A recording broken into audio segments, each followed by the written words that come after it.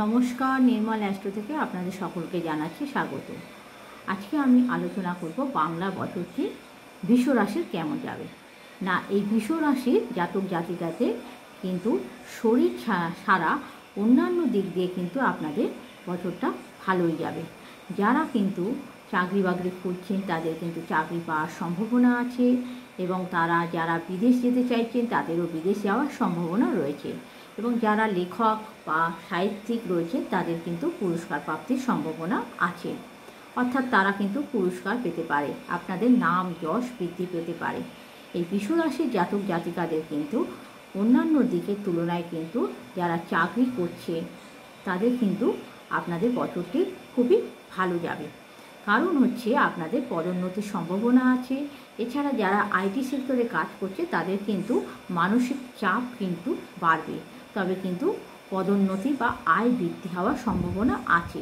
যদি আপনারা যারা বিমার বা ইন্স্যুরেন্সের ক্ষেত্রে যারা চাকরি করছে বা যারা পুলিশের ক্ষেত্রে আছেন তাদের কিন্তু আপনাদের আয় বৃদ্ধি পাবে।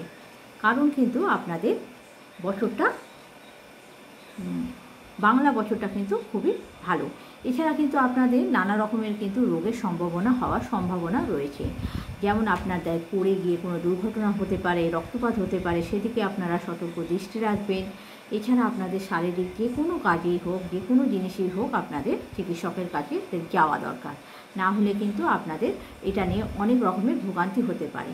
এছাড়া আপনারা কিন্তু ভুল চিকিৎসার কারণেও কিন্তু ভুগতে পারেন, সেদিকেও কিন্তু আপনারা নজর রাখবেন।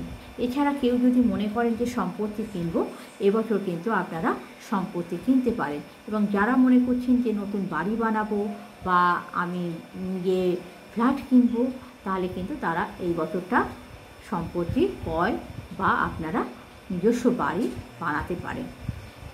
এছাড়া আপনাদের সন্তান ভাগ্য কিন্তু ভালো, স্বামী স্ত্রী দুজনের সম্পর্ক ভালো, তবে মাঝে মধ্যে ওঠানামা থাকবে। এছাড়া আপনারা কী করবেন, যে অসম যারা প্রেম করে সেই ক্ষেত্রে কিন্তু আপনাদের ঝুট ঝামেলা হতে পারে, আপনাদের আইনি ঝঞ্ঝাটও লক্ষ্য করা যাচ্ছে।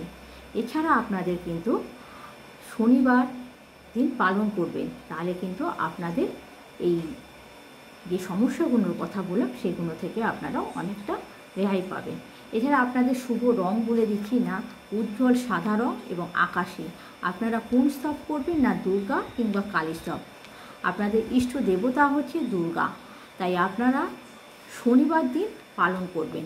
শনিবার যদি পালন করেন তাহলে কিন্তু আপনাদের অনেকটাই সমস্যা দূর হবে। আপনাদের যে শারীরিক সমস্যার কথা বললাম সেটা কিন্তু আপনারা অনেকটাই দূর করতে পারবেন। এছাড়া আপনাদের কিন্তু অর্থনৈতিক দিকটা কিন্তু খুবই ভালো আছে। বিদ্যার্থীদেরও কিন্তু আপনারা অনুকূলে আছেন। আপনাদের যারা পড়াশোনার জন্য বিদেশ যেতে চাইছেন তাদেরও সম্ভাবনা দেখা যাচ্ছে। এই গেল আমার বৃষ রাশির বাংলার 1432 সালটি কেমন যাবে। যদি এই ভিডিওটি ভালো লাগে তাহলে কিন্তু একটা লাইক করবেন এবং কমেন্ট করবেন, পারলে একটা শেয়ার করে সবাইকে দেখার সুযোগ করে দেবেন। নমস্কার।